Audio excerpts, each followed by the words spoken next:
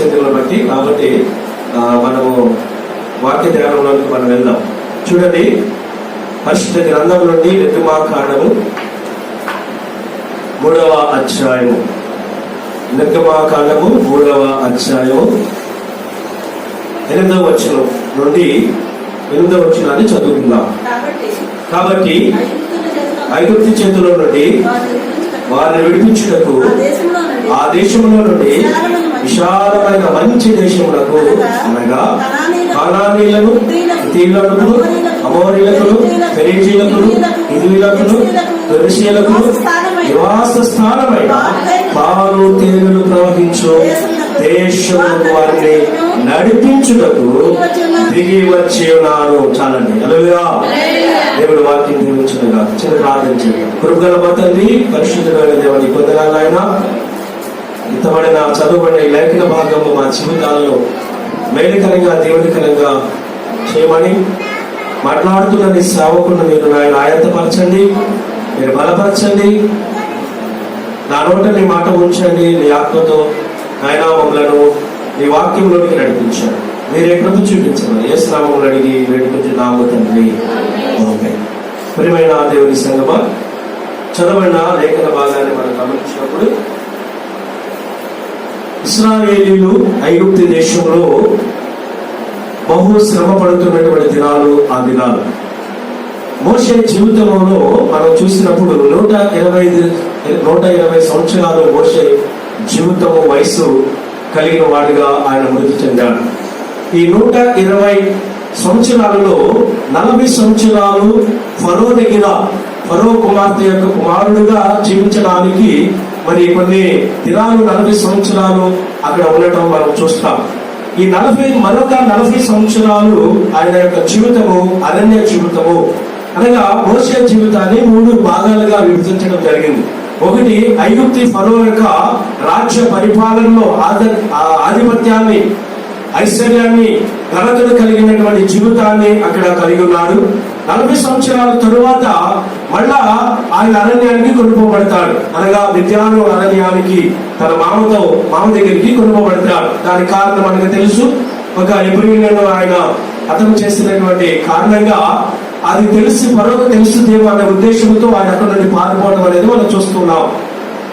ఈ 40 సంవత్సరాలు మామ యొక్క మందను కాపుతా, గొర్రెలను కాయించిన దినములలో మోషేకి కలిగిన దర్శనం ఇది. ఇది ఏ దర్శనం అనంటే దేవుని దర్శనం ఇది.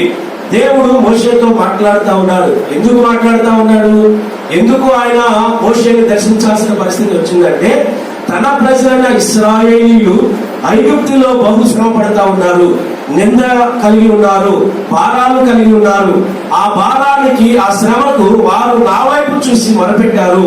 వారు నాకు ప్రార్థన చేసినప్పుడు వారి ప్రార్థన నేను విని వారిని విడిపించడానికి, వారిని రక్షించడానికి, వారిని ఆ యొక్క శ్రమలో నుండి తప్పించడానికి నేను నిన్ను నాయకుడిగా ఏర్పాటు చేసుకోబోతా ఉన్నాను. అందుకోసము నేనేం చేస్తున్నా తెలుసా? తిరిగి వచ్చి ఉన్నాను. అది చెప్పండి. దేవుడు ఇశ్రాయేలుని ఐగుప్తు బానిసత్వం నుండి విడిపించడానికి తిరిగి వచ్చిన దేవుడిగా కనబడతా ఉన్నాడు.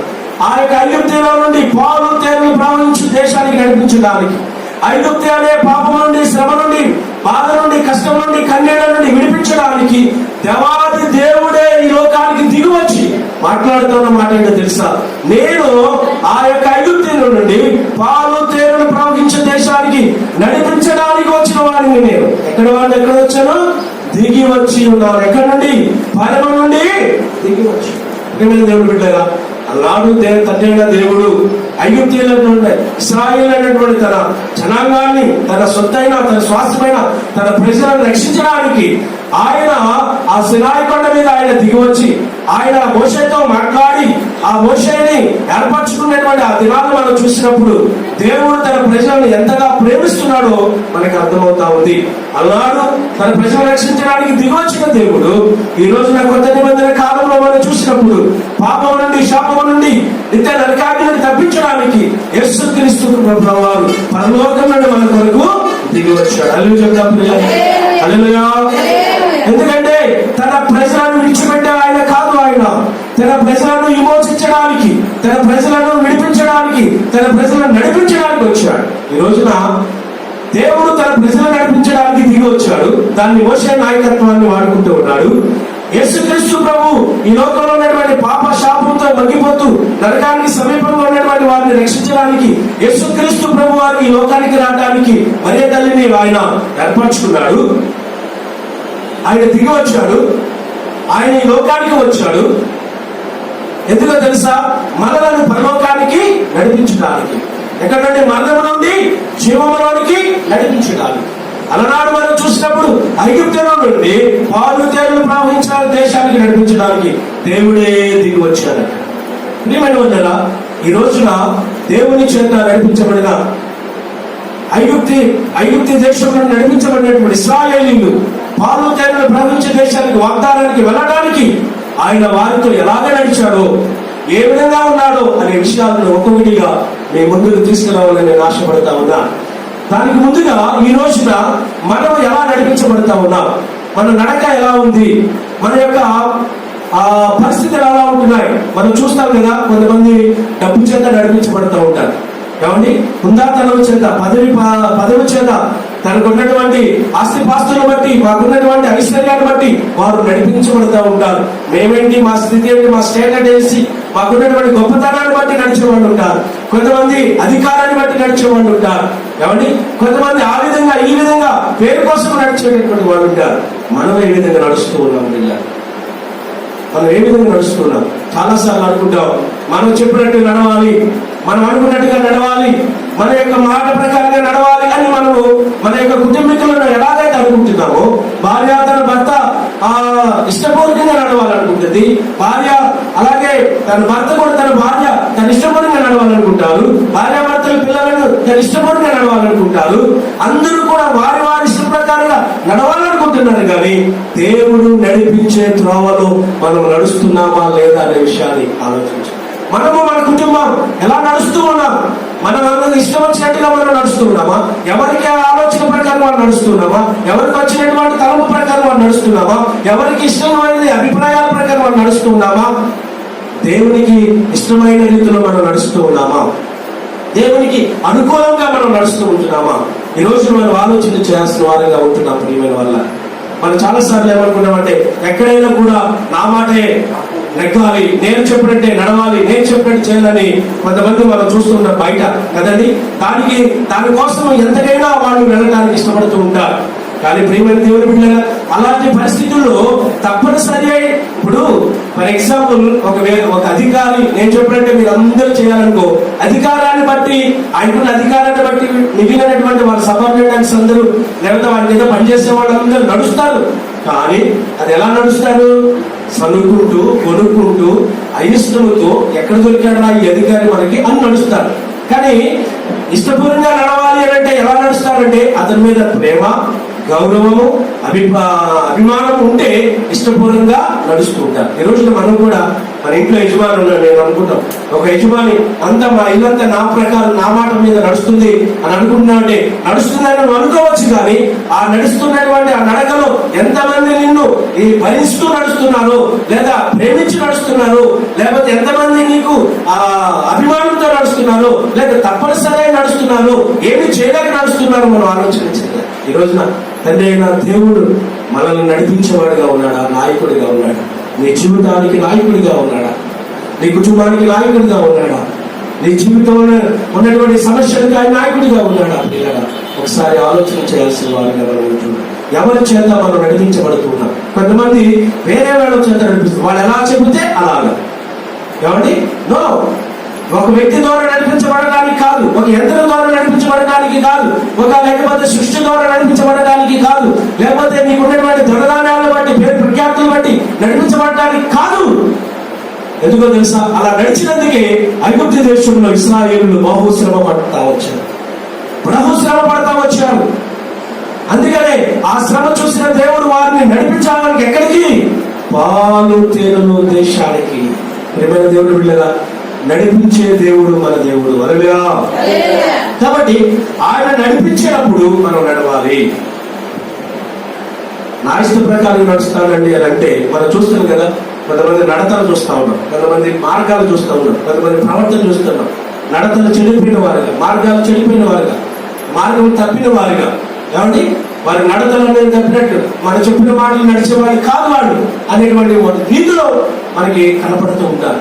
ప్రియమైన దేవుని బిడ్డలారా, మనము ఈ లోకంలో ఎంత ఉన్నా ఈ రోజున ప్రపంచాన్ని ఏమి నడిపిస్తుంది? ఏమండి, ఏది మర్చిపోయినా కరోనాను మాత్రం ఎవరు మర్చిపోలేనంతగా నడిపిస్తా ఉంది. డాక్టర్లు నడిపిస్తుంది అందరినీ, చిన్నపిల్లలు మొదలుకొని వృద్ధుల వరకు కూడా. ఎవరి నోట నిన్న ఏ సమయంలో ఎప్పుడు విన్నా కరోనా కరోనా కరోనా కరోనా. ఈ రోజున ప్రపంచం అంతా కరోనా మాట చేత మాట నడుస్తా ఉంది. ప్రియమైన దేవుని బిడ్డలారా, ఒకసారి ఆలోచించండి, మనము దేవుని చేత నడిపించబడుతున్నామా లేదా? నడిపించబడితే దేవుడు ఎలాంటి నడిపించడానికి దిగివచ్చిన దేవుడు ఎలా నడిపించాడు? దిగి వచ్చేసాను, నేను నడిపించడానికి దిగి వచ్చాను కనుక నేను ఎలాంటి పరిస్థితుల్లోనే నడిపిస్తాను, ఎలాంటి పరిస్థితుల్లోనైనా నడిపించగలను, ఎలాంటి పరిస్థితుల్లోనైనా నడిపించగలను. మీకు ఒకసారి గమనించండి, మనం ఎవరైనా మాట ప్రకారం నడుస్తామనుకోండి, కొన్నిసార్లు వాళ్ళు కూడా మనం వదిలేస్తారు. ఒక అధికారి ప్రకారం నడిచామనుకోండి, అధికారులు కూడా మనం పట్టించుకోరు. లేదా డబ్బు ప్రకారం నడిచామనుకోండి, ఆ డబ్బు కూడా మనం నడిపించలేకపోవచ్చు. మన జీవితాన్ని, మన గమ్యాన్ని చేర్చలేకపోవచ్చు. కాబట్టి ఈ రోజున కోటీశ్వరుడు ఎంతో మంది కరోనాకి మృత్యు బాధలు పడతా ఉన్నారు. డబ్బు లేక, సమయం లేక, వారికి పెళ్ళిపడి లేక, అధికారం లేక, అన్నీ ఉన్నాయి, కానీ వారిని నడిపించలేకపోయింది. వల్ల ఈ రోజున మన జీవితాలలో ఆలోచించాలి, నిన్ను నన్ను నడిపిస్తున్నది ఏంటి అనే విషయాన్ని. ఎవరు నడిపిస్తున్నారు? ఇన్ని రోజులు మనం ఎవరు నడిపించారు? మన కుటుంబాన్ని ఎవరు నడిపించారు? మన కుటుంబాన్ని ఎవరికి నాయకుడిగా ఉన్నారు? మన కుటుంబానికి ఎవరు యజమానిగా ఉన్నారు? ఒకసారి మనము ఆలోచించాల్సిన వారంగా ఉంటున్నాం. దేవుడు ఎలా నడిపించాడు ఇశ్రాయేలు ప్రజలు? అయ్యా, నేను ఐగుప్తులో మీరు ఉన్నాను, శ్రమపడ్డారు కనుక నేను మోషేని పంపిస్తున్నాను, మీరు వచ్చేయండి అంటే మోషే వచ్చేసారా? అంత సులువైపోయిందా? ఎలాంటి పరిస్థితి ఏర్పడింది? ఇశ్రాయేలు ఐగుప్తుల నుండి రావడాలి అంటే ఎన్ని సంవత్సరాలు, ఎన్ని రోజులు, ఎన్ని గొప్ప కార్యాలు దేవుడు అక్కడ చేస్తాడే.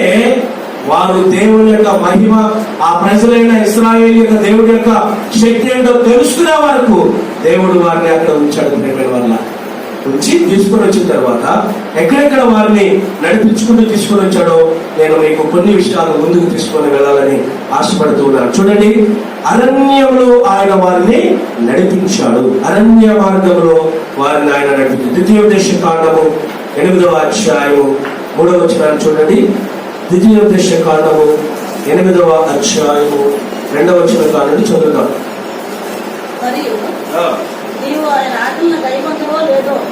మరియు ఆయన ఆజ్ఞలను కైకొందువో లేదో నిన్ను శోధించి నీ హృదయంలో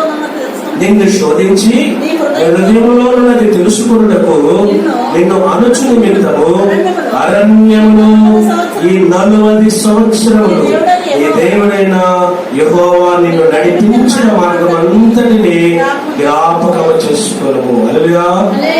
ఎక్కడ ఉండి ఇశ్రాయేలు ఏం చెప్తా ఉన్నాడు? ఇక మోషే ఇంకా చివరి దినాలు అయిపోతా ఉన్నాయి, యెహోషువకి బాధ్యత ఇవ్వబోతా ఉన్నాడు. ఆ దినాలలో చెప్తా ఉన్నాడు మాటలు ఏంటంటే, నిన్ను దేవుడిని ఎక్కడెక్కడ నడిపించాడో తెలుసా? పాలు తేనెలు ప్రవహించి వాగ్దానం చేసిన ఆ దేశంలో మీరు వెళ్ళిన తరువాత ఈ 40 సంవత్సరములు అరణ్యములు నిన్ను దేవుడు ఎలాగ కాపాడాడో నువ్వు జ్ఞాపకం చేసుకోవాలి. ఏం చేయాలంటే జ్ఞాపకం చేసుకోవాలి. ఆ అరణ్య మార్గంలో నీకు దేవుడు ఎలా తోడుగా ఉన్నాడో జ్ఞాపకం చేసుకోవాలి. కనుక అలాంటి అరణ్య మార్గంలో నుండి వచ్చిన నీవు ఒకవేళ దేవుణ్ణి విడిచిపెడతావేమో, నీ యొక్క జీవితాలను నడిపించే విధానంలో దేవుణ్ణి మర్చిపోతావేమోనని ఆయన ఏం చేస్తాడంట? పరిశోధిస్తూ ఉన్నాడంట. హృదయాన్ని ఎరుగుతానికి ఈ అరణ్య మార్గంలో నువ్వు దేవుడు నీకు ఎలా తోడుగా ఉన్నాడో నువ్వు జ్ఞాపకం చేసుకోవాలి. మర్చిపోవడానికి కాదు. కానీ మనం ఏం చేస్తాం? దేవుడు చేసిన మేలును మర్చిపోతాం. ఇశ్రాయేలు అలాగే మర్చిపోయారు చాలాసార్లు. అందుకని మర్చిపోవడం వల్ల శ్రమకు మరలా వాళ్ళు వెళ్ళడం జరుగుతూ వచ్చింది. శ్రమకు వెళ్తా ఉన్నారు, మరలా దేవుని దగ్గరికి వారు పాపక్షమాపణ పొందిన తర్వాత దేవుడు వారిని విడిపిస్తూ ఉన్నారు. అంటే ఇశ్రాయేలు అలా విడిపించాడు కదా, ఈ రోజు మనల్ని అలా విడిపిస్తాడని కాదు. ఇశ్రాయేలులకు దేవుడు కృపను గ్రహించాడు, మనకు ఆజ్ఞను గ్రహించాడు. కాబట్టి వారు దేవుడు రాకడ వరకు కృప పొందుతూనే ఉంటారు ఇశ్రాయేలు జనాల యూదులు. కానీ ఈ రోజున యేసుక్రీస్తుని ఎరిగిన నీవు నేను తప్పు చేస్తాము కదా, దేవుడిని ఎరిగాము, తప్పు చేస్తే మళ్ళీ దేవుడు క్షమిస్తాడే అంటే కాదు. తెలిసి చేయటము అనేది దేవుడికి ఇష్టమైనది కాదు. కాబట్టి ఎలా నడిపించాడు, ఆయన అరణ్యంలో వారు ఎలాగ తోడుగా ఉన్నాడు అనే విషయాలు మనం చూస్తే ప్రియమైన వాళ్ళరా ఎంతో ఎంతో ఉన్నతమైన స్థితిలోనికి ఆయన వారిని నడిపించినట్లుగా మనం చూస్తూ ఉంటున్నాం. చూడండి 29 అధ్యాయంలోకి రండి. ద్వితీయోపదేశ కాండం 29 అధ్యాయంలోకి రండి.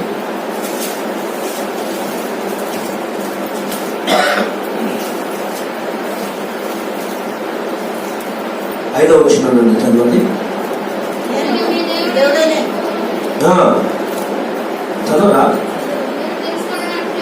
నేను మీ దేవుడైన యెహోవానని మీరు తెలుసుకున్నట్టు 40 సంవత్సరములు నేను మిమ్మల్ని అరణ్యంలో నడిపించుకుని మీ బట్టలు మీ ఒంటెల మీద పాతగిల్లపోలేదు, మీ చెప్పులు మీ కాళ్ళకు పాతగిల్లపోలేదు, మీరు రొట్టె తినలేదు, ద్రాక్షారసమే గాని మద్యమే గాని త్రాగలేదని యెహోవా సెలవిచ్చుచున్నాడు.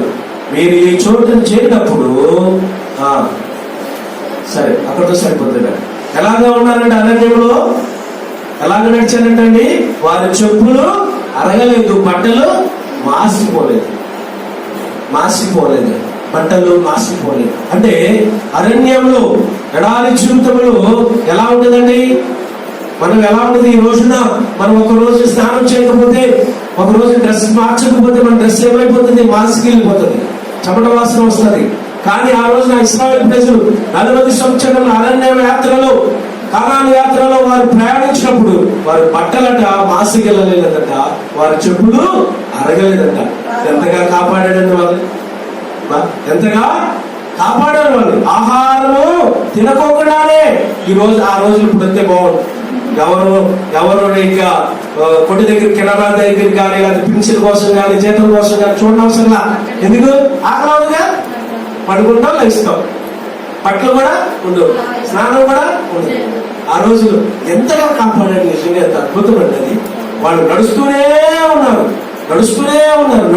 ఉన్నారు, ఆగిపోలేదు, ఎక్కడ రెస్ట్ తీసుకోలేదు. వారు ఎక్కడన్నా ఒకవేళ రెస్ట్ తీసుకోకుండా నడవడానికి కావాల్సిన శక్తిని, ఆ బలాన్ని ఇచ్చి, ఆహారాన్ని తిన్నంత బలాన్ని ఇచ్చి వారిని నడిపిస్తూ దేవుడు తీసుకుని వస్తూ ఉన్నాడు. ప్రియమైన వాళ్ళ ఎంత గొప్ప దేవుడు అండి. అరణ్య మార్గంలో కూడా నడిపించాడు. మన జీవితాల్లో కూడా దేవుడు ఎప్పుడెప్పుడు నడిపిస్తున్నాడంటే ఏదో మన పరిస్థితులు బాగున్నప్పుడే దేవుడు నడిపించాడని చెప్పుకోవడానికి కాదండి. దేవుడు దిగి వచ్చింది ఎందుకో తెలుసా? ఆయన నీ దగ్గరికి వచ్చిందో తెలుసా? ఆయన నీ గృహంలో దేవుడిగా ఉన్నది ఎందుకో తెలుసా? ఆయన నువ్వు రక్షకుడిగా అంగీకరించింది తెలుసా? అరణ్యం అనే వాతావరణంలో నుండి, అరణ్యం అనే శ్రమలో నుండి, అరణ్యం అనే అగాధంలో నుండి, అరణ్యం అనే బాధలో నుండి దేవుడు నిన్ను నడిపించేవాడిగా ఉన్నాడు. హల్లెలూయా, హల్లెలూయా. చాలా మంది అనుకుంటారు నాకున్న ఆస్తి పాస్తి బాగానే ఉంది కదా, డబ్బు బాగానే ఉంది కదా అని మనం అనుకొని అది ఉంటే చాలే అనుకుంటే కదా, అది నడిపించదు మనల్ని. కానీ దేవుడే మనలను నడిపించాలి. హల్లెలూయా, హల్లెలూయా. కాబట్టి ప్రియమైన దేవుని బిడ్డలారా, అరణ్య ఆ మార్గంలో కూడా దేవుడు నడిపించేవాడిగా ఉన్నాడు. అనగా కష్టాలు, ఎండలు, పరిస్థితులన్నిటిలో కూడా దేవుడు వారిని నడిపించేవాడిగా ఉన్నాడు అనే విషయాన్ని జ్ఞాపకం చేసుకోవాలి. రెండవదిగా ఆయన ఎక్కడ నడిపిస్తూ ఉన్నాడు మనల్ని, ఎక్కడ ఏ విధంగా నడిపించడానికి ఆయన లోకానికి దిగి వచ్చాడు అనేది మనం చూస్తే, చూడండి ఒక మాటను మనం మీకు జ్ఞాపకం చేయాలని చూస్తాము. కీర్తన గ్రంథము, కీర్తనలు 78వ అధ్యాయము, కీర్తనలు 78వ అధ్యాయము 13వ వచనం చూడండి.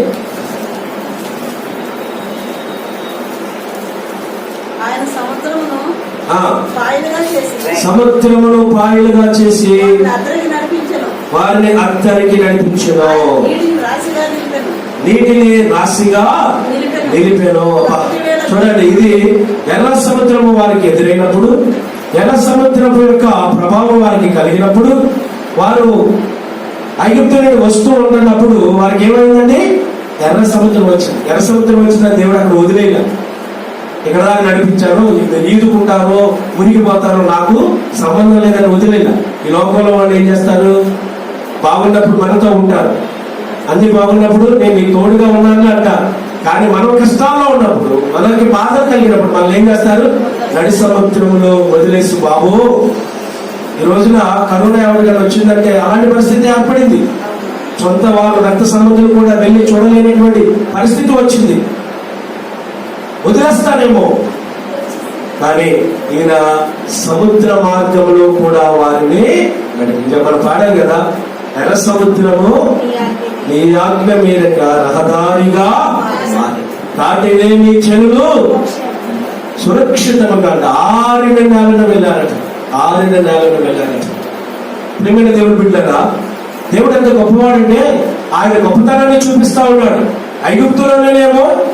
ఐగుప్తులో ఉన్నప్పుడు ఇశ్రాయేలీలు ఆయన గొప్పతనం ఎవరికి చూపించాడు, ఐగుప్తులకు చూపించాడు. చూసి క్రియల చేత, ఏమండి, తుఫాను చేత, మిడతల చేత, కప్పల చేత, ఏమండి, సంహారకుడి చేత, రక్తం నీరుగా మార్చడం చూడ, ఇలాంటి అన్నిటి ద్వారా దేవుడు గొప్ప కార్యములు చేశాడు. వాళ్ళందరూ కూడా యెహోవా దేవుడు ఎంత గొప్పవాడో తెలుస్తారు.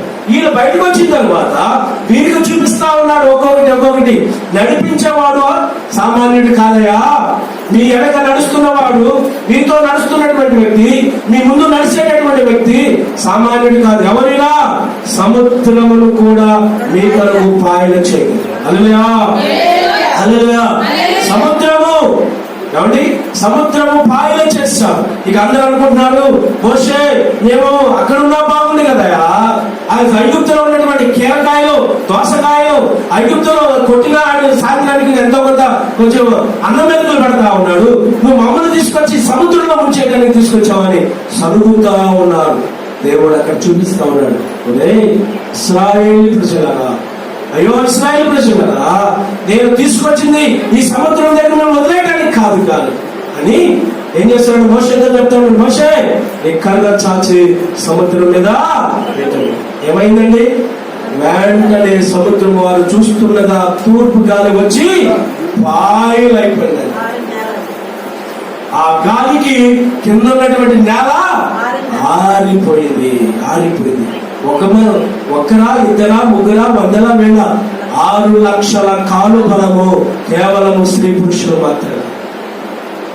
పిల్లలు, గుర్రాలు, రథాలు, ఎండ్లు, వారి మేకలు, వారి ఎండి కోళ్ళు ఏది వదిలిపెట్ట ప్రతి దాన్ని తీసుకుని వచ్చేస్తున్నాడు.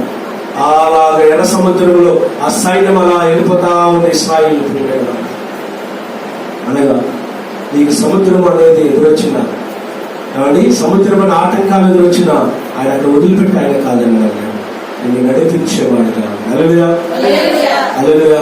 మనం చాలా సార్లు అయ్యా ఇక్కడ వరకే మన శక్తి, ఎందుకంటే మేము శక్తి చాలదు, ఎందుకంటే ఎక్కువ నాకు ఓపిక లేదు, నాకు శక్తి లేదు అని మనం అనుకోవచ్చు మనం చూసి. కానీ నిన్ను నడిపించడానికి దిగొచ్చిన దేవుడు, నీ ముందున్నటువంటి పర్వతము గాని, నీ ముందున్నటువంటి కొండ గాని, నీ ముందున్నటువంటి సముద్రం గాని ఆయనకు సాధ్యమేమి కాదు, ఆయనకి అసాధ్యమైంది కాదు, ఆయనకి సాధ్యపరచగలిగిన దేవుడు. హల్లెలూయా, హల్లెలూయా. అందుకనే జెరుబాబెలుతో చెప్తాడు, ఏమండి, ఓ గొప్ప పర్వతమా, ఏమంటాడు జెరుబాబెలుతో, ఓ గొప్ప పర్వతమా, ఇది ఏమాత్రపు దానము నువ్వు, యెహోవానైన నేను, దాసుడైన నేను దేవుని దాసుడైన నేను, నన్ను ఎదిరించడానికి, నన్ను అడ్డగించడానికి ఓ గొప్ప పర్వతమా వేపాడి దానివి, ఓ గొప్ప సముద్రం వేపాడి దానివి, నా ప్రజలైన ఇశ్రాయేలు నడవడానికి నువ్వు మార్గాన్ని చేయి. అంతే, సముద్రం చీలిపోయా. నీ జీవితంలో సముద్రము లాంటివి ఏది ఉన్నా దేవుడు వాటిని చీల్చుకొని నేను నడిపించగలిగినటువంటి దేవుడు. ఆయన దిగి వచ్చిన దేవుడు, ఆయన నడిపించే దేవుడు. అంతమాత్రమే కాదు కానీ చూడండి, ఆయన ఎలా నడిపించారంటే వాళ్ళని సముద్రంలో నడిపిస్తూ 107వ కీర్తనలో చాలా విషయాలు, వారి యొక్క ప్రయాణంలో వారికి ఎదురైన విషయాలన్నింటినీ దావీదు జ్ఞాపకం చేస్తూ ఉన్నాడు. పిల్లలు 107వ కీర్తనలోకి వెళ్ళాం. ఒకసారి కొన్ని విషయాలు మేము చదివి వినిపించాలని, 106వ కీర్తన కానుండి ఈ విషయాలన్నీ ఉంటాయి, కానీ నేను కొన్ని విషయాలు నేను ముందుకు తీసుకుని వస్తూ ఉన్నా. 17వ వచనం కానుండి చదవండి. 107వ కీర్తన. బుద్ధిహీనులు ఆ, తమ దుష్కృత్యం చేతను తమ దోషము చేతను బాధ తెచ్చుకుందరు. ఉమ్. భోజన పదార్థములని వారి ప్రాణమును అసహ్యమును. అమ్మా 7వ వచనం సారీ. ఆయన వారి ఆపదల నుండి వారు విడిపించెను, వారొక నివాసపురము చేరినట్లు చక్కని త్రోవన ఆయన వారిని నడిపించాడు. అలాగే చెప్పండి. అబ్బా, ఎలా నడిపించాడంటమ్మా చూడండి. ఇప్పుడు ఆయన కృపను బట్టి నరులు ఆయన చేయ ఆశ్చర్య కార్యాలను బట్టి వారు యెహోవా కృతజ్ఞతాస్తుతి అలాగనగా ఆశగల ప్రాణాన్ని తృప్తిపరిచి ఉన్నాడు, ఆకలి వారి ప్రాణాన్ని మేల్కొని నింపి ఉన్నాడు. దేవుని ఆజ్ఞలకు లోబడక మహోన్నతుని తీర్మానం ధృవీకరించినందున బాధ చేతను ఇనుప కట్ల చేతను బంధింపబడిన వారై చీకటిలోను మరణాంధకారంలో నివాసం చేయ వారి హృదయమును ఆయన ఆయాసం చేత కృంగజేసెను. వారి కూలి ఉండగా సహాయుడు లేకపోయెను. కష్టకాలంతో వారు యెహోవాకు మొరపెట్టిరి, ఆయన వారి ఆపదలో నుండి వారిని విడిపించెను. వారి కట్లను తెంపివేసి చేతుల నుండి చూడండి. ఇది ఒకసారి చదువుతాం.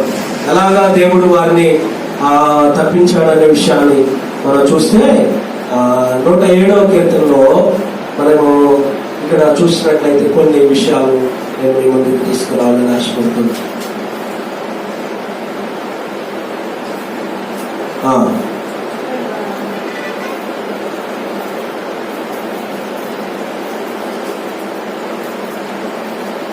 రైట్. 106వ కీర్తన అండి.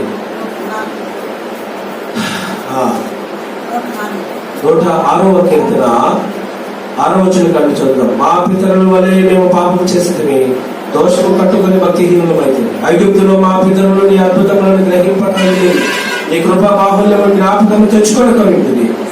సముద్రముల ఎర్ర సముద్రంతో వారు తిరుగుబాటు చేస్తుంది. ఆయనను తన మహాపరాక్రమమును బట్టి ప్రసిద్ధి చేయటకై ఆయన తన నామమును బట్టి వారిని రక్షించిన గద్దెంపగా జారిపోయాను. మైదానం మీద నడిచినట్టు వారు అగాధ జలంలో నడిచారు. ఇంకా శత్రువుల చేతుల నుండి వారిని విమోచించను. నీళ్లు వారి శత్రువులను ముంచివేసను. వారిలో ఒక్కడైనా మిగిలి ఉండలేదు. అప్పుడు వారు ఆయన మాట నమ్మిరి, ఆయన కీర్తి గానం చేసింది. అయినను వారు ఆయన కార్యములను వెంటనే మర్చిపోయారు. చూడండి ప్రియమైన వాళ్ళరా, దేవుడు చేసిన ప్రతిదీ మర్చిపోకుంటూ వచ్చారనమాట. అందుకే ఇప్పుడు ఏం చెప్తున్నాడంటే, అరణ్యంలో చక్కని త్రోవలో మీరు నన్ను మర్చిపోకున్నట్లు. ఎందుకంటే నేను ఒక గిఫ్ట్ ఇవ్వబోతా ఉన్నాను. ఏంటో తెలుసా? పాలు తేనెలు ప్రవహించింది. అది ఎవరు నివసించింది? అన్యులైనటువంటి వారు నివసించి ఆర్భాటంతో సంతోషంగా ఉన్నటువంటి ఆ దేశాలన్నీ నేను పాలు తేనెలు ప్రవహించే దేశం అంటే పాలు ప్రవహిస్తాయా నదుల్లాగా? పాలు తేనంటే ఆ దేశాలలో పాడి ఎక్కువ ఉంటుంది. ఆ దేశాలలో పశువులు ఎక్కువ, పాడి ఎక్కువ ఉంటుంది. అంత మాత్రమే కాకుండా ఆ దేశాలలో ఉన్నటువంటి అరణ్యం అంతా కూడా తేనె పట్టుతో నింపబడి ఉంది. కాబట్టి ఆ దేశవాసులందరూ కూడా తేనెను, పాలు సమృద్ధి, పాలు ఉన్నట్టే ఏంటి పాడి పంట అంటాం కదా, సమృద్ధి పాడి పంట ఉన్నటువంటి పట్టణం అని అంటారు. అనగా ఆడినటువంటి పశువులతో మందతో పాలను కలిగినటువంటి పశువుల మందతో ఆహారము కొదువులేనటువంటి దేశము ఆ దేశాలు ప్రియమైన వాళ్ళు. ఆ దేశంలోనికి వీరిని నేను తీసుకొని వెళ్తానని ఆయన వాగ్దానం చేస్తాను. కాబట్టి దిగువచ్చిన దేవుడు, నిన్ను నడిపించే దేవుడు ఎలాంటి వాడో తెలుసా? అరణ్య మార్గంలో నిన్ను నడిపిస్తాడు, సముద్ర మార్గంలో నడిపిస్తాడు, తర్వాత చక్కని త్రోవలో నిన్ను నడిపిస్తాడు. అంత మాత్రం కాదు, 123వ దావీదు కీర్తనలో ఒక మాట మనం చూస్తాం. యెహోవా నా కాపరి, నాకు ఏమీ కలగదు, పచ్చిక గల చోట్ల నన్ను అరుణ చేయించున్నాడు, శాంతికరమైన జలముల యొద్దకు ఎక్కడ నడిపిస్తున్నాడండి? ఆహారముతో పాటు జలముల యొద్దకు, శాంతికరమైన జలం, శాంతితో, మనశ్శాంతితో, సమాధానముతో, సంతోషముతో ఉన్నటువంటి ప్రదేశానికి నడిపించేవాడిగా ఉన్నాడు. ఎవరు? యెహోవా కాపరిగా ఉన్నాడు. దిగివచ్చిన దేవుడు యెహోవా కాపరి. ఆ కాపరి నిన్ను నడిపించేటటువంటి దేవుడు ఎలాంటి పరిస్థితుల్లో ఉన్నాడంటే, నేను శాంతికరమైన జలముల యొద్దకు, నీ మీదకు పొంగి పొర్లి నిన్ను ముంచి వేసేటటువంటి జలాలు కాదు, నిన్ను అణిచివేసే జలాల దగ్గరికి కాదు, శాంతికరమైన జలముల యొద్దకు, శ్రేష్టకరమైన జలముల యొద్దకు నేను నడిపించేవాడుగా ఉన్నాను. ఎక్కడ ఉన్నారండి?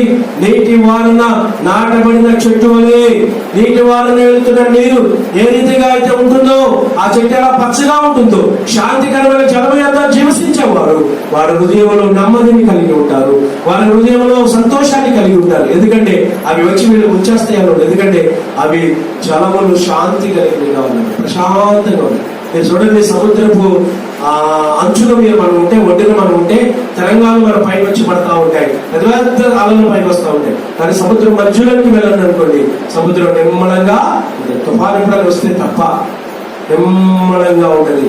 వాడలన్నీ కూడా చక్కగా ప్రయాణం చేస్తూ ఉంటాయి.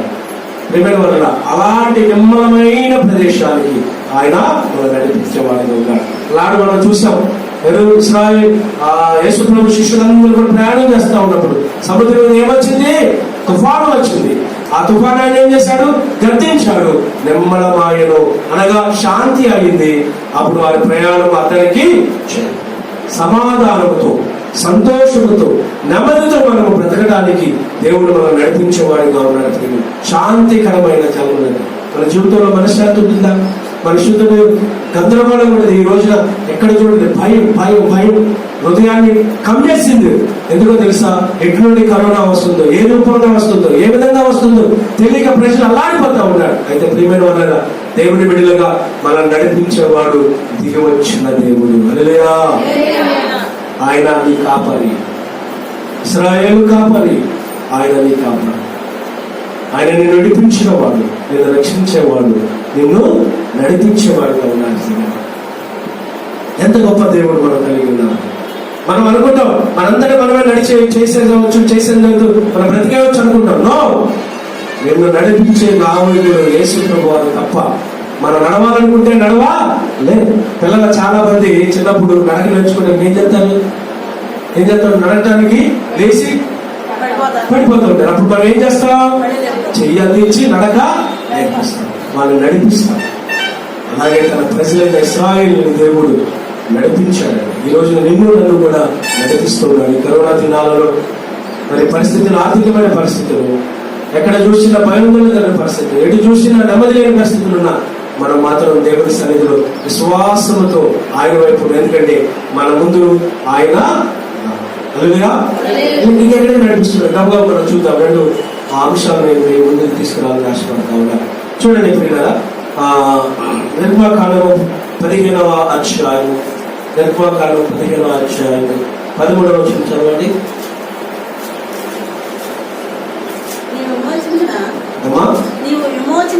నీవు విమోచించిన నీ ప్రజలను నీ కృప చేత తోడుకొని పోతివి, నీ బలము చేత వారిని నీ పరిశుద్ధాలయమునకు నడిపించితివి. అబ్బా, అదే చెప్పడమా?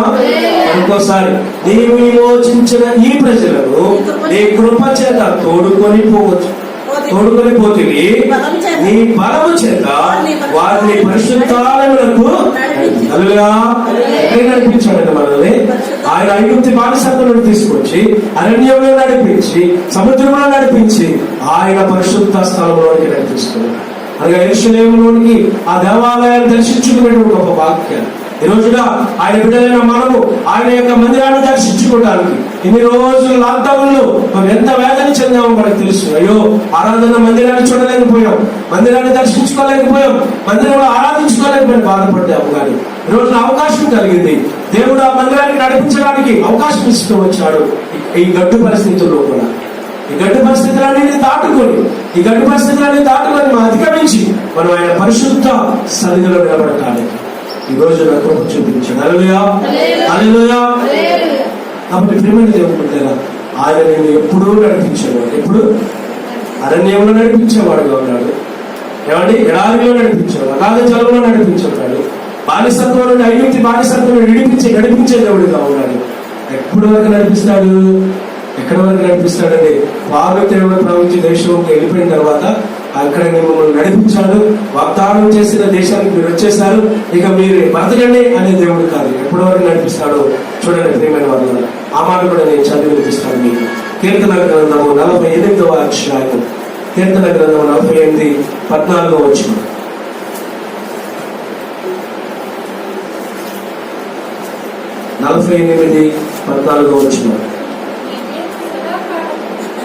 చదవమ్మా. ఈ దేవుడు సదాకాలమునకు దేవుడై ఉన్నాడు, మరణము వరకు ఆయన మనలను అల్లే చెప్తాం. ఎక్కడ వరకంటే ఈ దేవుడే సదాకాలము మరణించినా బ్రతికినా మరణించినా పౌలు అంటాడు, మనం చనిపోయినా బ్రతికినాడు ఆయన వారమే. మనము ఈ లోకంలో ఉన్నాను, మనం ఎంత దూరం ప్రయాణించినాను, ఎలాంటి పరిస్థితుల్లో ఉన్నాను, ఆయనే మనకు దేవుడు. ఎప్పటి వరకు అంటే నీ మరణము వరకు ఆయన నీకు నడిపించేవాడిగా. కాబట్టి ఆయన మరణము వరకు మన మరణము వరకు ఆయన మనం నడిపించేవాడిగా ఉన్నాడు సదాకాలము. ఆయన యేసు ప్రభువు ఎదుగుతూ శిష్యులకి ఏమి చెప్పాడండి? మీరు భయపడకండి, నేను తిరిగి వస్తాను, నేనుండే స్థలంలో మీరుండేలాగా నేను స్థలం సిద్ధపరుచున్నాను, సదాకాలం నేను మీతో కూడా అదే చెప్తాం.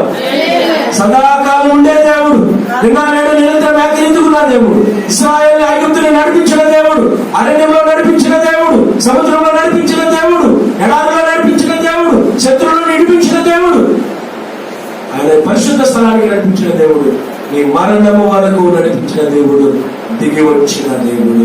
హల్లెలూయా. ఎలా నడిచాడంటే ఇశ్రాయేలుకి ఆయన ఎలా మీరు నడవండి, నేను మోషేని పంపించాను, మీరు నడవండి అని చెప్పాడా? కాదండి, అలా చెప్పలా.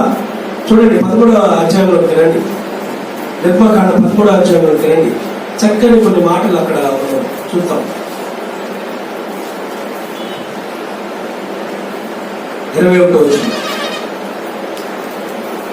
వారు పగలును రాత్రి ప్రయాణం చేయనట్లుగా యెహోవా త్రోవలో వారిని నడిపించుటకై పగటి వేళ మేఘస్తంభములను వారికి వెలిగించుటకు, రాత్రి వేళ అగ్నిస్తంభములోను ఉండి వారికి ముందుగా నడుచుచూ వచ్చెను. ఎక్కడ ఉన్నాడంటమ్మా? ముందుగా ఉన్నాడంట. అగ్నిస్తంభములోను మేఘస్తంభంలో ఉండి వారికి ముందుగా నడిచాడంటండి. ఈ రోజున మన ముందు ఏం నడుస్తుంది? ముగించేస్తాను ఇక్కడ. మన ముందు ఏం నడుస్తుంది? చదవండి చదవండి.